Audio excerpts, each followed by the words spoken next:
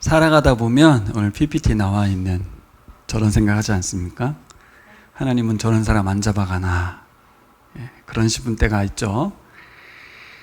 사람들은 심판은 꼭 있으면 좋겠다라는 막연한 생각을 갖고 살아갑니다. 정의가 실현되려면 악인이 처단받아야 된다고 생각하기 때문에 그렇습니다. 그런데 진짜 대대적인 심판이 있을 것이라는 경고에 대해서 사람들은 어떤 생각을 가질까? 오늘 스바냐 1장 2절과 3절, 18절 말씀을 보면 하나님은 온 세상을 심판하신다 이렇게 말을 하고 있습니다. 이 말씀에 여러분 믿음이 가시나요? 제 질문이 잘 생각해 보셔요. 이 말씀에 믿음이 가시냐고요.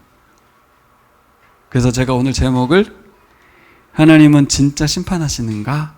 라는 제목을 달아봤어요. 믿는 우리들도 하나님의 온 세상을 심판하신다는 저 말씀에 대해서 진짜 하나님이 심판하시나? 네? 이런 생각을 할 수 있는 거죠. 진짜 하나님이 심판하시는가? 그럼 이 의문은 그럼 어떻게 해석을 한다는 얘기예요? 저 말씀을 문자 그대로 받아들이지 않고 그냥 그렇다는, 그러니까 하나님의 심정을 말하고 있을 뿐이다 이렇게 생각을 하는 거죠. 오늘 2절과 3절, 18절, 특별히 18절 말씀을 보면 주님께서 분노하시는 날 주님이 불같은 질투가 온 땅을 활활 태울 것이다. 땅에 사는 모든 사람을 눈 깜짝할 사이에 없애실 것이다. 이런 문장이 우리에게 어떻게 들리냐는 거예요. 이게 하나님의 심정이겠거니 하는 거죠. 그럼 그래서 심판 믿는 사람이 얼마나 될 건가 하는 거예요. 여러분, 심판을 사람들이 믿을까요? 거의 믿지 않을 것입니다. 심판이 없기를 바라기도 하고요. 특별히 사람들은 하나님이 시행하겠다고 하는 이 심판에 대해서는 전혀 인정할 수 없을 거예요. 사람들은 어떤 생각이 있냐면 너무한 거죠. 악인만 심판하면 되지 왜 자연을 다 쓸어버린다고 하느냐라는 생각을 사람들이 합니다. 그래서 각 나라마다 또 각 개인마다 각자 자기 속에는 옳은 대로 심판을 해요. 죽여버리기도 하고요, 직접. 법에다 맡기기도 하고요. 그런데 온 세상을 심판하신다는 하나님의 심판은 받아들이고 싶지 않은 거예요. 그리고 부당하다고 여기게 되죠. 너무 과도하다고 생각하게 됩니다. 그렇게 사람들은 각자 자기 방식대로 자기 하고 싶은 대로 생각하고 살고 있는데 중요한 건 뭘까요? 중요한 건 우리예요, 우리. 하나님을 경외한다고 하는, 하나님의 말씀을 믿는다고 하는 우리들은 결코 심판의 말씀을 가벼이 대해서는 안 되겠죠. 그럴 수는 없습니다. 우리마저 똑같이 세상 사람들처럼 심판의 말씀을 가벼이 여길 수 없습니다. 그럼 오늘 이 스바냐서가 쓰여진 이유가 뭘까요? 우리에게도 하는 말과 같습니다. 하나님을 두려워하는 백성, 하나님을 경외하는 백성, 그리스도인들은 심판의 말씀을 어떻게 듣고 반응하는 것이 올바른 말씀일까? 올바른 태도일까? 라는 거예요. 저도 이번에 스바냐 말씀을 읽으면서, 또 스바냐 말씀 이전이 고린도 후서 아니었습니까? 고린도 후서의 핵심 내용이 뭐예요? 재림에 대한 오해 때문에 생긴 거였잖아요. 종말에 대한 오해. 이미 재림이 완성됐다. 이런 사람도 있었고, 언제 오냐, 거짓말 아니냐, 이러면 여러 가지 상황들이 펼쳐졌었거든요.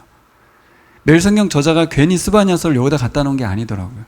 고린도 후서와 연결된 종말에 대한 이야기였어요. 근데 공교롭지만 우리 교회가 저녁 기도회 할 때 종말에 대한 말씀을 또 전했잖아요. 마태복음 25장 말씀 가지고 종말 비유를 다뤘어요. 참 하나님께서 은혜를 주셨구나. 마지막 때를 살아간다고 늘 말하거든요. 근데 지구는 멸망한 적이 없어요. 그러니까 심판이 너무 멀고 온 세상 심판이라는 건 없을 거라고 생각을 하는 거죠. 일단 우리도 기대하지는 않습니다. 영원하길 바라죠, 이 지구가. 하지만 성경은 언제나 이 지구는 끝이 있다고 말을 하고 있어요. 세상 사람들은 받아들이지 않는데 우리는 받아들이고 있다면 우리는 어떻게 하는 것이 심판의 말씀을 오늘 우리가 바르게 반응하고 또 올바르게 대처하는 것일까? 이게 오늘 말씀의 주제고 스바냐서를 읽는 사람들의 태도여야 되는 거죠. 스바냐서는 나라 운명이 기울어지고 있는 때에 요시야 때라고 말하지 않습니까? 이제 얼마 안 있으면 나라 망합니다. 요시야가 마지막 종교개혁을 해서 나라를 좀 더 세워보려고 했던 그 마지막 왕이잖아요. 그 요시야 때 나라가 기울어져 가는 상황 속에서 임박한 심판을 예고합니다. 반드시 망한다는 거죠. 그것도 철저하게 망한다는 것이죠. 예레미야의 예언도 마찬가지인 것처럼 스바냐 예언도 마찬가지입니다. 근데 하나님은 망한다는 얘기만 한 게 아니라 거기서 하고 싶은 말은 딴 거였어요. 뭐냐면 하나님의 말씀에 반응하는 사람들을 찾는다는 거예요. 그게 바로 남은 자입니다. 남은 자. 렘넌트라고 하는 남은 자 사상이라고 하는 굉장히 중요한 신학적 주제인데요. 이게 한국어로 번역은 남은 자고요. 렘넌트라고 하는 거에서 남은 씨앗 같은 존재들을 말하는 거죠. 수많은 사람들이 배교의 길을 걷는 상황 속에서 아주 극소수의 하나님의 말씀에 반응하는, 올바르게 반응하는 한 사람을, 또 한 사람을 찾으신다는 얘기예요. 스바냐서는 그 말을 하고 싶은 거예요.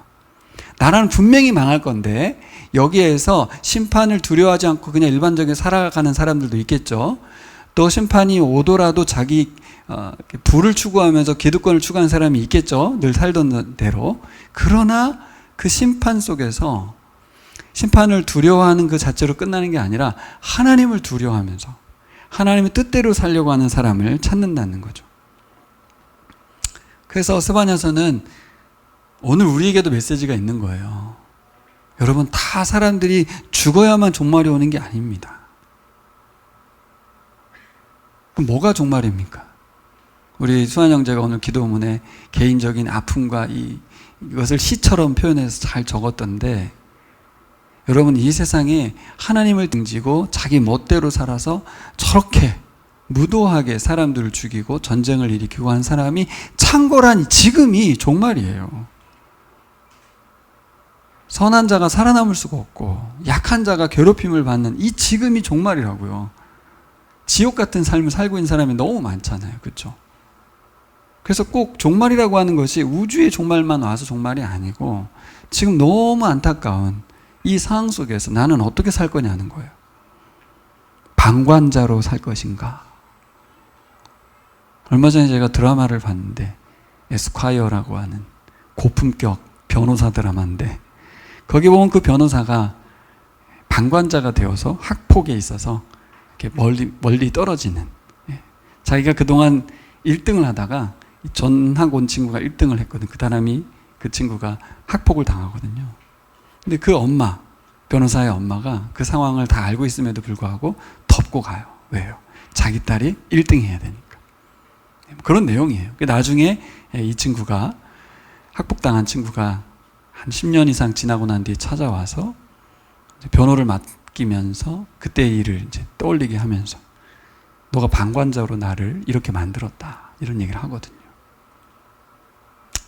우리 그리스도인들은 방관자로 살 수는 없죠. 그럼 어떻게 하면서 그냥 눈물만 흘릴 수도 없죠. 네팔 사태 제가 글로 올렸지만 영상도 봤는데 정말 심각하더라고요. 모든 정치인을 다 죽이고 있고요. 그걸 보는 우리들이 어떠한 마음으로 반응이 되고 있는가가 내 상태이긴 한데요. 저도 옛날엔 그 뉴스가 크게 나하고 상관없는 뉴스로 보였어요. 네팔인을 선교하시는 선교사님 입장에서는 미칠 것 같을 거예요. 잠이 안 오고. 왜요? 그럼 네팔 교인들하고 함께하고 있거든요. 근데 멀찌감치 우리들은 그게 남의 나라 이야기로 들리잖아요. 남은 자는 어떻게 살아가는 것일까? 어떻게 살길 바라실까? 오늘 스바냐 말씀에 귀를 기울이셨으면 좋겠습니다. 우리가 어떻게 살아야 하는지 모르진 않아요.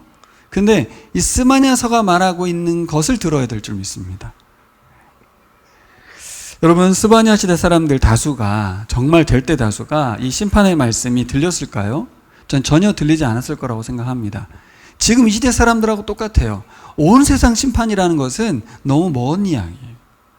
그러니까 내가 죽는다고 하면 굉장히 가까이 들릴 텐데, 옆 사람을 심판한다고 하면 가까이 들릴 텐데, 온 우주를 심판하겠다는 말은 뜬금없는 얘기로 들린단 말입니다.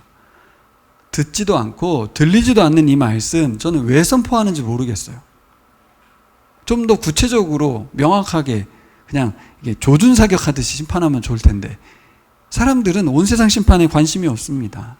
하지만 왜 스바냐를 통해서 이 말씀을 전할까? 첫째로는 심판의 정당성을 확보하기 위함이에요.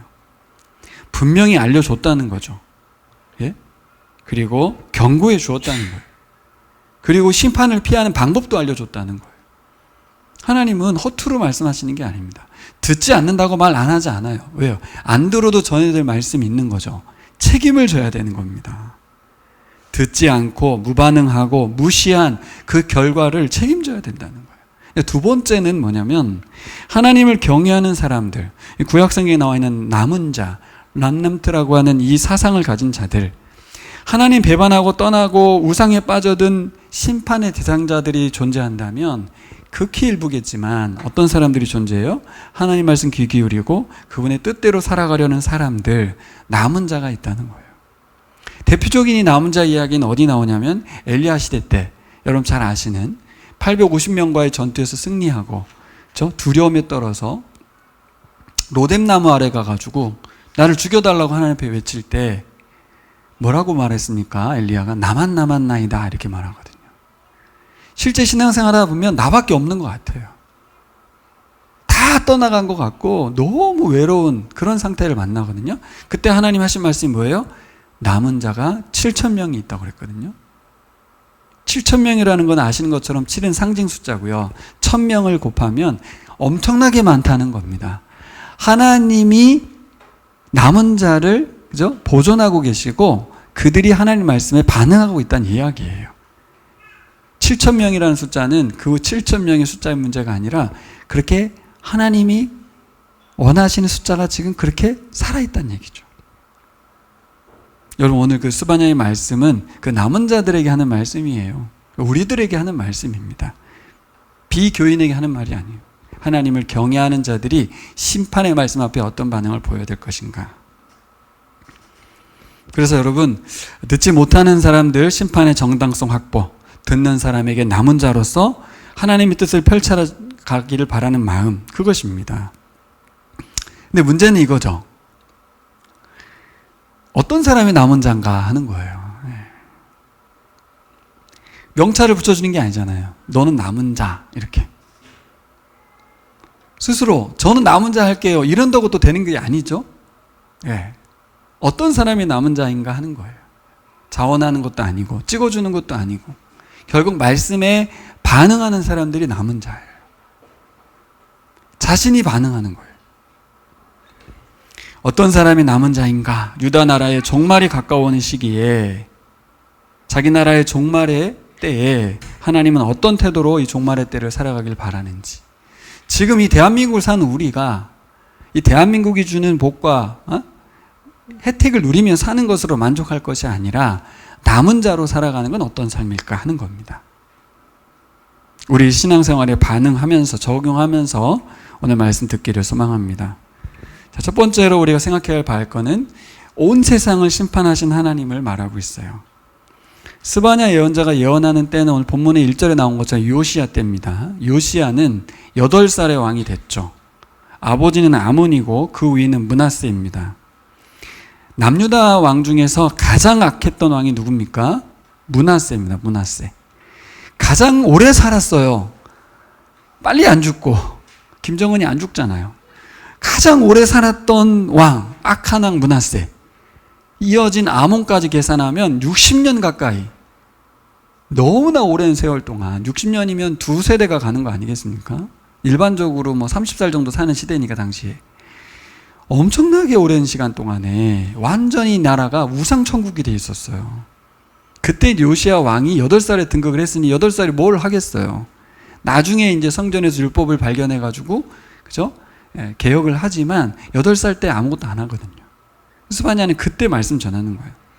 또한 시대적 배경과 함께 인물에 대한 배경을 말하는데 잘 보시면 5대가 언급되고 있어요. 그러니까 4대까지 올라갑니다. 이 족보를 소개한 이유가 뭘까? 두 가지가 있겠죠. 아무리 암울한 시대에도 하나님이 믿음의 사람들을 세우신다는 거예요. 두 번째는 여기 보면 히스기야가 빨간색으로 되어 있는데요.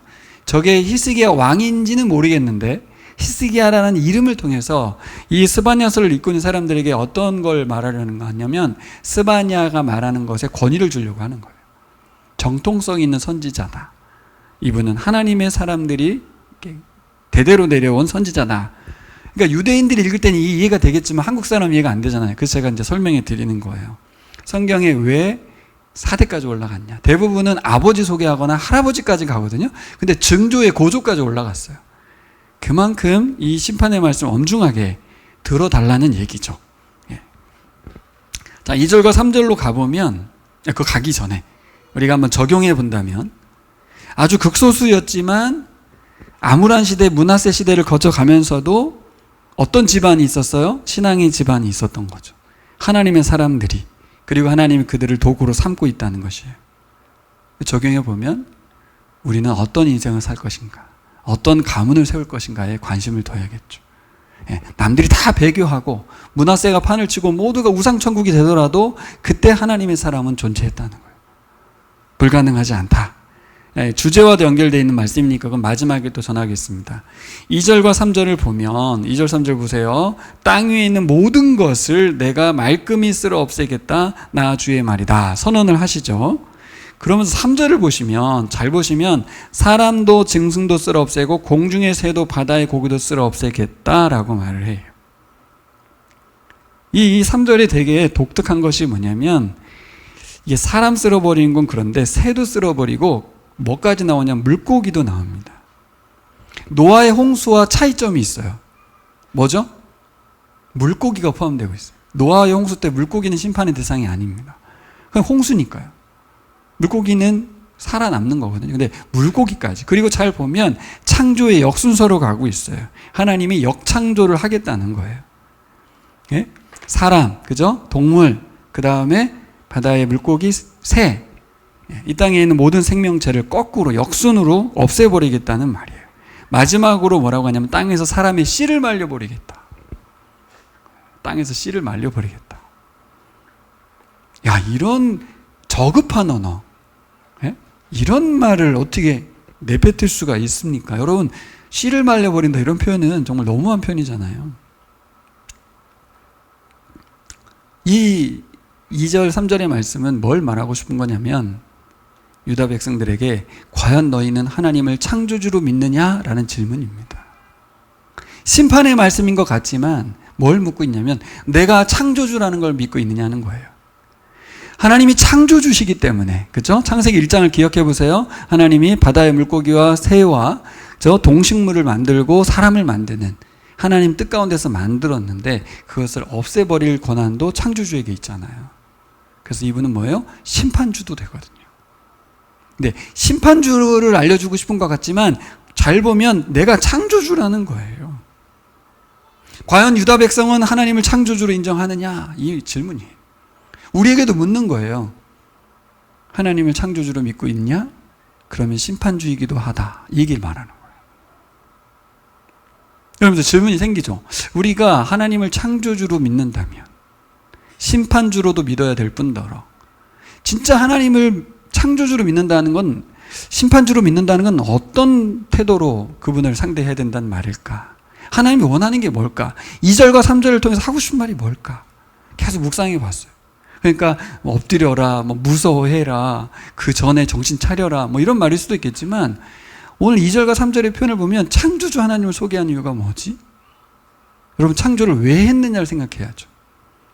근데 그게 창조의 목적대로 이루어지지 않기 때문에 역창조를 하는 거예요. 쓸어버리는 거예요.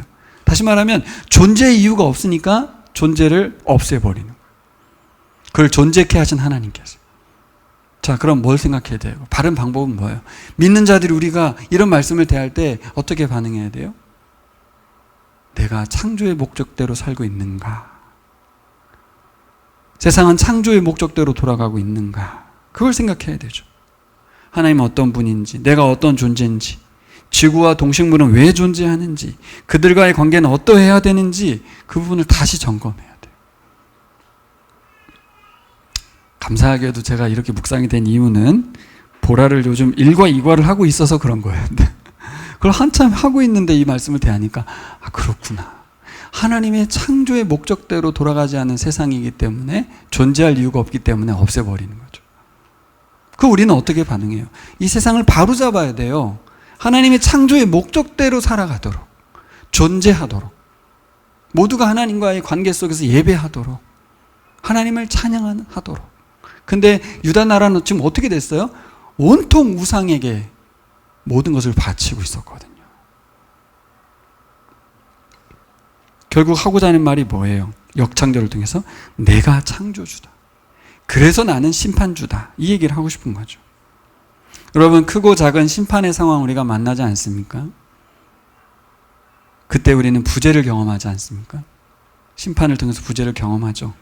인간의 연약함과 부족함을 만납니다. 여러분, 우리 부재한 상황 속에서 고난의 때에 우리는 창조의 하나님이 세우신 질서, 목적, 사명을 회복해야 될 줄 믿습니다. 창세기로 돌아가서 온 세상 지으신 하나님 뜻을 되새겨야 될 줄 믿습니다.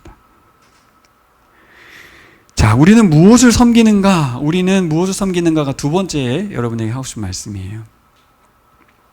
4절과 6절이 뭘 말하고 있냐면 유다 민족의 심판의 이유를 밝힙니다. 도대체 너희들은 뭘 섬기고 있느냐라는 거죠. 너희들이 섬기는 게 하나님이 맞냐라고 하죠. 4절을 보면 하나님의 손을 드세요. 여러분, 하나님의 손을 든다는 것은 구약 성경의 표현으로 보면 좋은 때에 손을 드십니다. 하나님 의로운 오른손으로 우리를 보호하시고 치료하시거든요. 근데 여긴 뭐예요? 오른팔의 의미, 좋은 의미가 아니라 심판의 의미예요. 매를 드신다는 거죠. 손을 들어서 그 복을 주셨던 그 손으로도 심판도 하신다는 거예요. 유다와 예루살렘의 모든 주민이 주님의 손으로 심판당하게 될 것이다. 그들이 도대체 어떤 사람들이죠? 자칭 선민이고 열심히 하나님 섬기는 사람들인데 심판을 받는 거예요. 왜 그렇습니까? 5절이 기가 막힌 말이 나오죠. 5절. 혼합주의라고 부르기에도 민망한 신앙생활을 하고 있었어요. 주에게도 맹세하고 주를 섬기면서도 밀곰을 두고 맹세하는 자들. 야, 이 혼합주의. 이게 그냥 이름 붙여 혼합주의지 이거는 정말 해서는 안 될 일이잖아요. 여러분, 저를 보세요. 우리가 잘못하면 어떻게 한 손엔 성경을 한 손엔 세상을 이렇게 붙들 수 있는 거예요. 온갖 종교적인 열심과 헌신의 삶을 살아가면서도 온통 세상 부귀 영화를 위해서 최선을 다할 수 있는 거예요. 두 개를 다 하는 거예요. 결국 하나님을 열심히 섬기는 이유는 결국 나 때문이죠. 세상 부귀 영화를 돕기를 바라는 거예요. 이들이 왜 하나님을 포기하지 않고 열심히 냈는가? 하나 걸려서 좋은 것, 센 신이 우리를 도와주길 바라는 거예요. 하나님으로부터도 보호받고 상도 받고 세상으로부터도 상도 받고 높아지려고 하는 이 혼합주의는 뭐 그때나 지금이나, 물론 유다 나라의 상황이 온통 우상으로 가득했다고 말하지만 뭐 대한민국은 돈 우상으로 뭐 가득한 나라잖아요. 여차하면 이득이 되는 쪽을 택하겠다는, 하나님을 버릴 수도 있다는 그런 생각을 갖고 있는 걸 하나님 아시는 거예요. 6절을 보면 주를 등지고 돌아선 자들, 주를 찾지도 않고 아무것도 엽짓지 않는 자들을 내가 없애버리겠다. 심각한 게 뭡니까? 양손에 한쪽엔 성경, 한쪽엔 세상을 붙들고 있다는 것을 자기는 모른다는 거예요. 유다인들은 그걸 몰라요. 내가 혼합주의에 빠졌다는 걸 스스로 알 수가 있나요? 모르죠. 그럼 뭐도 모르는 거, 이 심판의 말씀이 나에게도 해당될 수 있다는 생각을 거의 하지 않아요. 온 우주의 심판에 대해서 여러분 다가오나요? 유다인들의 심판의 말씀이 나에게도 다가오나요? 다가오는 사람이 남은 자예요. 다가오는 사람이. 제가 왜 이렇게 선정적으로 말을 할까요? 예? 아무도 회개하지 않았거든요. 결국 내가 그래 내가 양손에 성경과 세상을 붙들고 있는 거 맞아. 발견하면 뭐합니까? 그럼 세상을 놔야 되는데 안 놓는 건 뭐예요? 회개하지 않는 거잖아요. 그러니까 자신을 아는 것 같지만 모르는 거예요. 뭘 모르는 거예요? 하나님을 모르는 거죠. 하나님을 택하는 게 더 유익하다는 걸 모르는 거예요. 그러니까 안 놓는 거죠. 그러면서 계속 미심쩍게 신앙생활을 하면서 하는 거죠. 무엇이 이렇게 하나님의 사람들 무감각하게 만들었는지 12절에 나옵니다. 12절은 같이 읽어봐야 될 것 같아요. 12절 시작. 그때가 이르면 내가 등불을 켜들고 예루살렘을 뒤지겠다. 마음속으로 주는 복도 내리지 않고 화도 내리지 않는다고 말하는 술찌꺼기 같은 인간들을 찾아서 벌하겠다. 표현이 굉장히 셉니다. 그렇죠? 술찌꺼기 같은 인간들이라고. 자, 여기서 우리가 좀 생각해 봐야 될 말씀이 이거예요. 주는 복도 내리지 않고 화도 내리지 않는다 라고 말하고 있는 사람들, 이들이 왜 세상에서 있는 이걸 붙들고 놓지 않고 성경도 붙들고 세상도 붙드는가? 그 속에 뭐가 있다는 거예요? 하나님에 대한 이해가 이렇다는 거예요. 주는 복도 내리지 않고 화도 내리지 않는다는 거예요. 근데 왜 섬기는지 모르겠어요. 그렇죠? 복도 안 주고 화도 안 주는데. 이 무슨 생각을 하고 있는 거예요? 하나님을 이방 우상 중에 어떤 한 존재로 인식한다 그 말이에요. 이방 우상하고 똑같이 생각하고 있다는 거예요. 다신사회잖아요. 그렇죠? 목상을 깎아 우상을 만들어서 손에 붙들고 살았는데 하나님을 그 우상하고 똑같이 생각하고 있다는 거죠. 그래서 2절 3절에서 창조주 하나님을 설명한 거예요. 내가 온 세상을 거꾸로 역창조를 하겠다는 거예요. 그러니까 창조를 할 이유는 없잖아요. 창조가 이미 끝났으니까. 그러니까 역창조를 통해서 창조주 하나님을 드러내겠다는 거예요. 유대인들이 그걸 알고 있냐고 묻는 거고, 창조주 하나님을 아는 너희들이 이럴 수가 있냐고 말을 하는 거예요. 뭐예요? 여러분 보세요. 이게 지금 비교가 돼요? 보세요. 한번 읽어보세요. 시작. 나무를 만드신 하나님, 나무로 만들어진 하나님. 이 격차를 설명할 수 있어요? 설명이 안 되잖아요. 여러분, 하나님 어떤 분이세요? 창조의 하나님이세요. 근데 이 사람들은 하나님을 뭘로 만들었어요? 목각 인형의 하나님으로 만들어버렸어요. 하나님 어떻게 한대요? 이들을 등불 들고 한번 생각해 보세요. 상상해, 등불 들고 예루살렘을 뒤지면서로 표현되어 있습니다. 벌하시겠다. 뭐가 연상되세요? 이게 압수수색이 들어오는 거예요. 각 집집마다 하나님이 압수수색 들어오는 거예요. 법원에 영장 받아가지고 찾아가서 다 뒤져버리겠다는 거예요. 그들이 뭘 붙들고 사는지 다 드러내 보이겠다는 거예요. 여러분, 하나님의 살아계심을, 그분의 창조주 되심과 심판주 되심을 알려주는 방법은 딱 하나 있거든요. 뭔지 아세요? 각 사람을 만나주시는 거예요. 이번에 저는 강릉에 비가 오지 않아서 가뭄 사태를 접하면서 하나님 너무 무서웠어요. 두려웠어요. 이게 단지 비가 안 와서 비가 오면 해결되는 문제가 아니라는 것이 자꾸 묵상이 됐어요. 뭐가 묵상이 됐냐면 사람들이 묵상이 됐어요. 도대체 사람들이 얼마나 대단한가. 엄청 대단하죠. 우주에 지금 비행기 쏘고 얼마나 과학이 발전되고 최첨단 기술, 이 스마트폰 안에 해결되는 게 얼마나 많으며 이 조그만 것에 다 들어와 있는 이 최첨단을 사는데 사람이 우리를 얼마나 안락하고 편안하게 만들어줬습니까? 근데 뭐는 못해요? 비는 못 만들고, 그냥 비만 만드는 게 아니라 비가 넘치도록 만들어줘야 돼요. 때마다 비를 내려줘야 되고요. 그 사람들이 못하더라고요.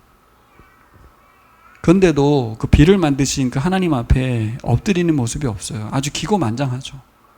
그래서 인공 강우를 추진하는 거 아닙니까 지금? 비도 만들어 보겠다는 거죠. 그걸 하면 안 된다가 아니라 사람들이 바보 같은 거예요. 하나님께 엎드린다는 건 딴 게 아니거든요. 죄악된 자신들을 회개하고 하나님 뜻대로 살면 되는 거거든요. 그럼 지구는 건강해져요. 어떤 과학을 동원할 필요가 없어요. 사람이 하나님을 경배하게 되면, 그분이 심판주라는 걸 두려워하게 되면 되는데, 여러분 각 개인들이 많은 심판을 받고 있지 않습니까? 질병으로도 받고 있고, 그렇죠? 여러 가지 사건들을 통해서도 심판을 받고 있고, 크고 작은 심판들을 제가 만난다고 했잖아요. 그때 우리는 어떻게 반응해요? 무감각해서 이게 심판인 줄을 몰라. 우리가 죄를 졌기 때문에 당하는 형벌이라는 걸 몰라. 남들 다 그렇게 힘들게 사니까 질병을 당해도 하나님 앞에 엎드리질 않아. 이 질병을 주신 하나님께 감사하지도 못해. 저는 이번 강릉의 상황이 대전서 안 펼쳐줘서 감사한 게 아니고 너무 고통스럽더라고요. 저 물이 없어서 저렇게 너무 힘들다. 그 소식을 듣는데 여러분, 성경은 1차적으로 비신자를 향해서 한 말이 아니라 우리를 향해서 하신 말씀인 줄 믿습니다. 남은 자들을 향해서. 우리가 먼저 어떻게 하길 바라요? 하나님 만나기를 바라요. 창조의 하나님과 심판의 하나님. 내게 실수가 됐든 뭐가 됐든 우리 앞에 어려운 일이나 힘든 일이 생기시면 하나님 앞에 엎드려야겠죠. 먼저 만나야 되는데 거기서도 좀 깨닫지 못하면 그냥 쓸어버림을 당하는 거예요. 오늘 본문에 나온 것처럼 술 찌꺼기 같이 그냥 버려짐을 당한다는 거죠. 뭐라고 말합니까? 무서운 말 아니에요. 온 땅을 샅샅이 뒤져서 하나님 무시하는 그 사람들 찾아내시겠다고 그렇게 말합니다. 자, 그러면 어떻게 반응하기를 바라시는가? 첫 번째로 여호와 앞에 입을 다물으라고. 이게 개역성경 표현이 참 좋아요. 거기 시적인 표현이라서 잠잠하라 이렇게 말합니다. 잠잠하라. 근데 이게 세번역은 입을 다물어라 이러니까 너무 의역을 해놔가지고 표현이 감이 없어요. 그러니까 잠잠하라가 맞는 거예요.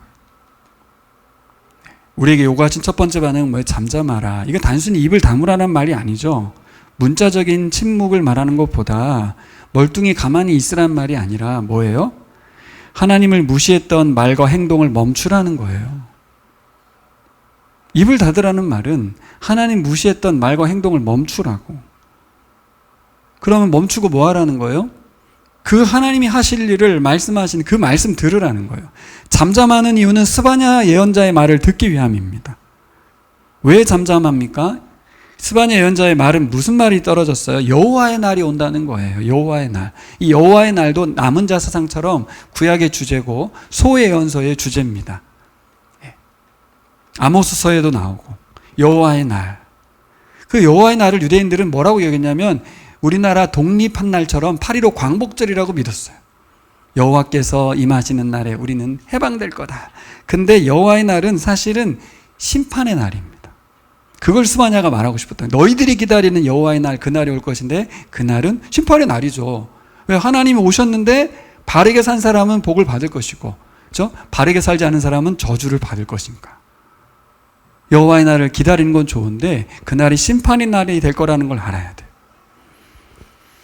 그래서 하나님은 3번에 걸쳐서 뭐라고 하냐면 내가 벌할 것이다 라는 걸 3번에 반복해요. 내가 벌할 것이다. 누구를 시켜서 벌하는 게 아니라 내가 직접 벌할 거라고 그렇게 말합니다. 심판 주니까요. 근데 이 말씀이 3번에 걸친 이 심판의 말씀이 어떻게 됐어요? 이루어지죠. 여러분 아시죠? 50년이 되지 않아서 예루살렘은 바빌론에 패망하게 됩니다. 이 말씀은 스바냐 예언자의 말씀 그대로 성취됐어요. 그러면서 무슨 말을 하냐면 하나님이 재물을 친히 준비하겠대요. 하나님이. 근데 그 재물이 누구냐면 이 사람들이에요. 심판의 대상자들이 재물인 거예요. 그리고 그 재물을 먹을 사람들을 초청한대요. 아주 위험한 얘기를 하셨는데 8절에 보면 재물이 되어서 바쳐질 존재가 나오죠. 대신들, 왕자들, 이방인의 옷을 입은 자들, 권력자들, 손에 우상을 잡은 자들, 백성들을 속이는 자들. 그래서 어떻게 해요? 자기 주인의 집을 가득 채운대요. 이 주인의 집을 2가지로 해석할 수 있는데 하나는 우상 신전에다가 다 갖다 바치는 거예요. 그게 진리들의 주인이라는 거죠. 또 하나는 뭐예요? 자신들의 배를 불린다는 뜻이에요. 자, 그럼 여기 잔치에 초대되는 사람 누굴까요? 남은 자들이에요. 남은 자들. 남은 자들은 심판을 받는 것이 아니라 그 희생자들이 그죠? 희생이 되어 제물로 바쳐지면 그 고기를 먹을 자들이라고 말을 해요. 여러분 이 말씀 어떻게 들릴 수 있을까요? 들려올까요? 첫 번째로 어떻게 하라고 했다고요? 아까 잠잠해야 한다. 여호와 앞에 입을 다물어야 한다. 구체적으로 우리가 하나님 앞에 하나님의 말씀을 가벼이 여겼거나 또 세상을 너무 사랑했다거나 이런 것들 좀 놔야 되죠. 그래야 들리는 거예요. 두 번째로 해야 될 건 뭐냐면 여호와를 찾으라 이렇게 말했어요. 한번 따라해볼까요? 여호와를 찾으라. 네, 여호와를 찾으라에 보면 첫 번째 말씀이 뭐라고 되어 있냐면 모여라 이런 말을 해요. 함께 모여라. 자, 임박한 심판을 피할 수 있는 길을 제시하거든요. 남은 자들에게만은 아니고 모두에게 해당되는 말이지만 반응은 남은 자만 하겠죠. 어쨌든 하나님 모두에게 기회를 주시는데 유일한 방법이 뭐냐면 모이는 거예요. 함께 모여서 뭐 하라고? 회개하라는 거죠. 자, 근데 이게 되게 역사적인 게 뭐냐면 스바냐 연자가 이제 출연하잖아요. 요시야가 나중에 개혁을 하거든요. 그렇죠? 성전에서 율법서를 발견하고 종교개혁을 시도하잖아요. 그 앞서서 사람들을 모으는 작업을 스바냐가 하는 거예요. 모이라고, 회개하라고. 그 준비된 자들이 율법책이 발견됐을 때 요시야 왕의 개혁에 동참을 하겠죠. 굉장히 중요한 역사적 사실을 나열하고 있는 거예요. 하나님이 그를 통해서 일하고 계신 거죠. 여기서 되게 중요한 단어가 모으다라는 단어인데요. 이 모으다는 단어는 사람에게 쓰는 단어가 아니에요. 뭐에 쓰냐면 나뭇가지나 돌을 모을 때 사용하는 단어라고 해요. 근데 그걸 사람에게 붙였어요. 왜 그러냐면 2절에 나오는 2장 2절에 나오는 겨와 연결해서 볼 수 있다는 거예요. 하나님이 친히 희생제사를 준비하는 데 있어서 자신들이 제물을 태우는 나무로 사용될 준비를 하라는 거예요. 재처럼 나무로 제물을 불태우는 데 사용될 거라는 거예요. 그러니까 나무를 불러 모으는 거예요. 그러니까 남은 자들은 뭐예요? 지금 하나님의 희생제사의 제물이 되는데 제물에서 나무가 되는 역할을 하는, 하나님의 뜻을 펼치는 데 있어서 심판을 행하는 데 있어서 도구가 될 수 있다는 거예요. 여기 1절에 보면 2장 1절에 보면 보실래요? 함께 모여라 창피한 줄도 모르는 백성아. 이것도 참 마음에 안 드는 번역인데 하여튼 개역 개정 성경이 좋아요. 거기 보면 뭐라고 다니냐면 수치라고 되어 있습니다. 수치. 근데 여러분 이 수치라는 단어는 뭐냐면 창피할 줄 모른다, 수치를 모른다는 단어는 갈망하다, 사모하다라는 단어예요. 연결해보면 무슨 말이냐면 갈망할 줄도 모르는, 사모함도 없는, 그러면서도 그걸 수치로 여기지도 못하는 백성, 그런 뜻이에요. 그러니까 하나님께 대한 갈망도 없어요. 찾지도 않아. 그러면서 그걸 수치스럽게 여기지도 않는 백성이다. 그런 말이에요. 유대인들이 얼마나 시대적인 상황에 분별이 없었는지 몰라요. 그리고 얼마나 영혼이 1도 없이 하나님께 제의적 열심을 냈는지, 제사만 열심히 반복해서 드렸어요. 예배만 열심히 참여하는 거예요. 하나님을 만날 마음이 1도 없어요. 그래서 성경 말씀이 전혀 들리지 않아요. 예배는 정말 1년 내내 열심히 참여했는데 하나님 말씀 하나도 안 들려. 그 뭐예요? 수치스러운 상태를 모르는 거예요. 하나님에 대한 갈망이 없기 때문에 안 들린다 그 말이죠. 수치를 모르는 백성이다. 그래서 어떻게 하래요? 다 모여서 회개의 반열에 동참하라. 각자 알아서 해. 그게 아니라 어떻게 해요? 모이라고 그랬어요. 이게 어떤 의미입니까? 하나님은 이스라엘 백성을 한 사람 한 사람에게 말하지 않고 공동체 전체를 자기 백성으로 생각하고 계시거든요. 그러니까 모이라고 한 거예요. 모이라고. 왜요? 다 같이 죄를 지은 거기 때문에. 여기서 우리가 생각해 봐야 돼요. 나는 남은 자니까 쟤들의 죄를 짓고 나는 심판에서 제외됐어. 그렇게 생각하면 안 된다는 거예요. 저 심판에 당하는 저들이 내 형제고 자매라서 나도 죄인이에요. 남은 자는 함께 모여 회개하는 자, 돌아서는 자가 남은 자예요. 같이 아파하는 자예요. 하나님의 마음과 연결된 자라고 볼 수 있겠죠. 자, 말씀을 정리해 보겠습니다, 여러분. 하나님의 온 세상을 향한 심판 선언과 유다의 심판 선언이 선언되는 이유, 왜 심판이 진행되는지 정리해 보면 뭐예요? 첫 번째, 하나님을 알게 하려고 그런 거죠, 그렇죠? 하나님을 알게 하려고. 그렇게나 많이 하나님 은혜를 경험하고 토라를 줄줄줄 외웠던 그 이스라엘이 하나님을 알지 못한다는 거죠. 스가랴 말씀할 때 제가 말씀드렸던 거하고 똑같아요. 하나님을 알지 못해서 이런 일이 벌어지고 있어요. 모른다는 걸 오늘 본문 12절에서 뭐라고 말했죠? 하나님 복도 안 주고 화도 안 내는 분이다. 이렇게 알고 있는 거예요. 자기만의 하나님을 만들어 놓고 우상처럼 섬기고 있었던 거예요. 창조주 하나님도 모르고 심판주 하나님도 모르는 거예요. 어떻게 모를 수가 있지? 토라를 외웠는데 모를 수 있다는 걸 알려주는 거예요. 우리에게도 마찬가지예요. 교회를 10년을 다녔는데 하나님을 모를 수 있다는 거예요. 두 번째는 그의 하나님께 합당히 반응해야 된다는 거죠. 첫 번째는 잠잠하라. 두 번째 여호와를 찾아라. 회개 자리로 나 혼자가 아니라 공동체가 함께 나아가라는 거예요. 그래서 세 번째 어떤 반응을 보이길 바라요? 하나님과의 온전한 관계 회복. 그걸 원하는 거죠. 근데 여기 빨간 글씨 한번 읽어보실래요? 같이 시작. 공의와 겸손을 구하라. 새 번역은 뭐라고 되어 있어요? 3절이. 올바로 살도록 힘쓰고 겸손하게 살도록 애써라. 이렇게 되어 있죠? 예, 공의라고 한 번역. 하나님이 바라는 건 뭐예요? 다시 종교적인 회개와 열심을 요구하는 게 아니에요. 모여가지고 다 같이 주여 용서해 주소서요. 지금 우리 한국 기독교들이 그렇게 하잖아요. 막 회개 그거를 원하는 게 아니라는 거예요. 그럼 뭐예요? 일상에서 바르게 살으라고. 또 겸손히 살으라고. 이 윤리와 도덕을 요구한 것이 아니라 하나님을 안다면 중요한 건 뭐예요? 종교적인 열심이 아니고 일상에서 이 가난한 사람들, 힘든 사람들, 어려운 사람들 돌보고 그들을 형제로 여기고 그러라는 거거든요. 그걸 안 하는 거예요. 심판을 몰고 왔던 말씀 무시, 말씀 불순종, 우상 숭배를 뒤로 하라는 거예요. 그게 우리를 뜨겁게 했거든요. 여러분 학교 공부나 뭐 세상의 책들은 다 우리를 뜨겁게 합니다. 넌 할 수 있어. 넌 성공할 수 있어. 네가 선한 사람이 되어서 이렇게 할 수 있어. 다 그건 거짓말이에요. 내가 할 수 있는 건 없어요. 하나님 은혜로 할 수 있는 거거든요. 그러면 내가 할 수 있는 만큼 하나님 은혜로 살아내는 것이 하나님 뜻이에요. 근데 자꾸 우리는 내 이상의 뭔가를 자꾸 꿈꾸면서 추구하며 살게 만들어요, 세상은. 그러면서 사람들하고 이렇게 멀어지게 하고 싸우게 하고 경쟁하게 하고 짓밟게 하고 무찌르게 합니다. 트럼프가 그렇게 하고 있죠. 마지막 말씀, 주님께서 진노하시는 날에 행여 화를 피할 수 있을지도 모른다. 이 말씀을 마지막으로 한번 여러분에게 적용해 보고 싶어요. 이 말씀 잘 보면 화를 피하고 살아남는다 그런 뜻이잖아요. 그렇죠? 근데 내가 질문했어요, 하나님께. 살아남는 게 무슨 의미가 있습니까? 어떤 때는 죽는 게 나을 수도 있는데, 그렇죠? 나만 살아남는 게 무슨 의미가 있어요? 참혹한 심판에서 제외되는 것만이 목적이 아닙니다. 뭘 해야 돼요? 예? 남은 자로 살아가는 삶을 선택하는 거예요. 그게 뭘까요? 그거 굉장히 어렵습니다. 남은 자의 삶은 세상의 안녕과 평안을 약속하는 삶이 아니에요. 살아남아서 하나님 복 주신다 그 말이 아니에요.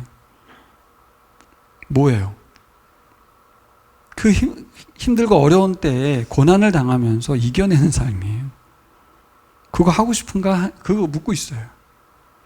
살아남으면 뒷감당을 해야 되거든요. 패망한 나라에서 그 뒷감당 해야 되거든요. 그러니까 죽는 게 나아요. 어떻게 보면 편해 그게. 여러분 우리가 남은 자로 살아가는 건 어떤 의미가 있을까요? 하나님이 어떤 분인지 드러내는 도구가 됩니다. 나에겐 유익하지 않아요. 하나님께 영광이 돼요. 하나님 창조주 되심과 심판주 되심, 그걸 드러내게 돼요. 어떻게 드러냅니까? 여기에 바로 여기 하나님의 사람들이 하나님 뜻대로 사는 사람들이 있다고. 하나님 나라가 이 사람들을 통해서 펼쳐지고 있다고. 세상에 없을 것 같은 사람들이 여전히 존재한다고. 결국 누구에게 영광이 됩니까? 하나님께. 하나님이 그 일을 한다고 했는데 유대인들이 말아먹었잖아요. 근데 그리스도인들을 통해서 했거든요. 여러분 잠잠하는 것, 여호와를 찾는 것은 일상에서 드러나요. 마지막으로 예화를 드리고 마치려고 하는데, 제가 요한계시록 말씀을 지난번에 설교했지만 목사님들과 다시 연구를 시작했어요. 그래서 개관을 읽었는데 다시 한번 여러분에게 나누고 마치려고 합니다. 요한계시록이 쓰여질 당시에 소아시아 교회가 박해를 받았잖아요. 로마의 박해는 무엇이었을까 하는 거예요. 그냥 무조건 박해했다 이렇게만 생각할 게 아니라 박해의 이유가 뭐냐는 거예요. 로마가 뭘 원했냐면 교회에게 로마의 제도와 타협해달라는 거였어요. 특별히 우상 숭배에 타협해달라는 거였어요. 황제 숭배. 왜 그랬냐면 로마 제국은 그때 권력이 정점에 달했거든요. 그 사람들 로마 제국 하에서 평화를 누렸잖아요. 그렇죠? 그래서 여러분 제국이 영원히 지속될 것을 생각해서 사람들은 믿음이 있었어요. 어떤 믿음? 영원하다. 로마는 영원할 것이다. 그래서 로마 아에테르난가? 예. 이런 표현이 있어요. 이게 영원한 도시라는 뜻이에요. 사람들은 그런 생각이 있었던 거예요. 로마는 영원한 도시가. 왜 영원할까요? 신이 로마를 선택했다는 거예요. 특별히 황제를 선택했다는 거예요. 그래서 팍스 로마나 아시죠? 네. 팍스 로마나. 로마의 평화를 신이 가져왔어요. 그 신의 아들이 황제거든요. 그러니까 로마는 여기 있고요. 그 다음에 소아시아는 여기 있거든요. 거리가 상당히 멀잖아요. 이 사람들이 충성을 다하는 거예요. 로마에게. 특별히 과도한 충성을 한 것이 황제 숭배예요. 로마가 종교를 만든 게 아니었고 그들 스스로 황제를 높이면서 황제를 통한 평화를 추구했던 거예요. 그러면서 교회에게 요구한 거죠. 황제를 통한 평화가 이 땅에 오래 가기 위해서 황제에게 충성해 주길 바란다. 타협하자는 거예요. 로마의 시스템에, 경제 제도에 같이 가자고 요구했던 겁니다.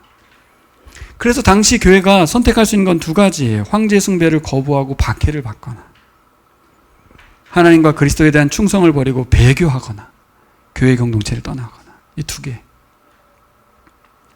근데 대부분의 사람들은 제3의 길을 걸었다고 하죠. 그 제3의 길이 뭡니까? 또 다른 길. 여전히 교회로 남으면서 로마의 시스템과 타협하고 편하게 지내는 거예요. 이걸 제일 많이 했다는 거예요. 지금도 이런 교인이 제일 많겠죠? 세상에 하나 붙들고 성경 하나 붙들고 같이 가는 거죠.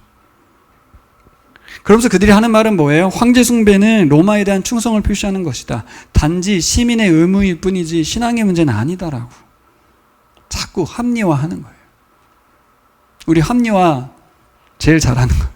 합리화. 이건 아니지. 누가 뭐 말하면 야 그건 신앙의 자유가 있는 거지.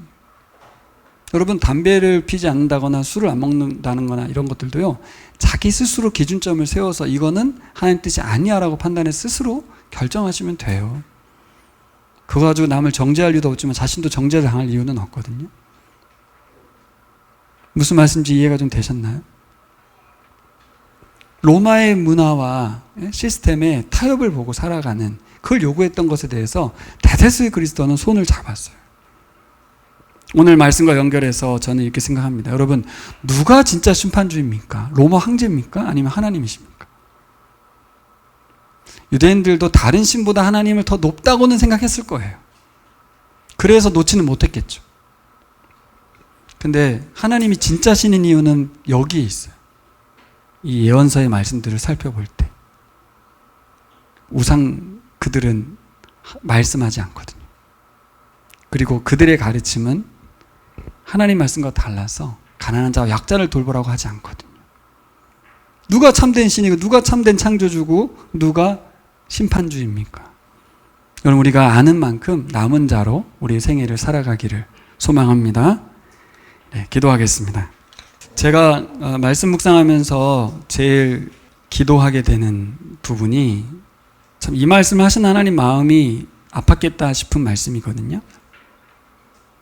하나님을 갈망하지 못하는 삶을 수치로 여길 줄 모르는, 이걸 하나님 말씀하셨거든요. 그래서 이게 제일 첫 번째 기도입니다. 하나님을 갈망하지 못하는 삶을 수치로 여길 줄 아는 자가 되게 해달라고. 내가 하나님을 제대로 알고 반응하지 못하는 것을 창피하게 여길 줄 아는 사람이 되죠. 그게 저는 제 1번 기도인 것 같고요. 두 번째는 하나님 앞에 잠잠히 입을 닫고 귀를 여는 사람 되기를. 그리고 세 번째는 하나님을 찾는 공의와 겸손, 일상 가운데서 제의적 열심을 뒤로 하고 하나님의 뜻대로 살아가려는 발버둥과 겸손, 하나님을 창조주와 심판주로 여기며 살아가는 사람. 마지막으로 예화에 들은 것처럼 세상의 원리에 타협보지 않게 해달라고, 점점 더 거룩한 사람이 되게 해달라고, 하나씩 둘씩 내가 합리화하는 것들이 줄어들어가면서 정결한 신부가 되어가는 그런 사람 되게 해달라고. 혹시 오늘 설교 들으면서 불편하시거나 마음에 거리낌이 생기신 분들이 있다면 이 마지막 기도로 가면 좋겠어요. 어느 순간 내가 확 바뀌진 않으니까 합리화를 줄여가게 해달라고. 그리고 정결한 신부로 주님 만들어 달라고. 저는 남은 자의 길을 택하겠다. 끝까지 교회로 살아가겠다. 그렇게 기도하시면 좋겠습니다.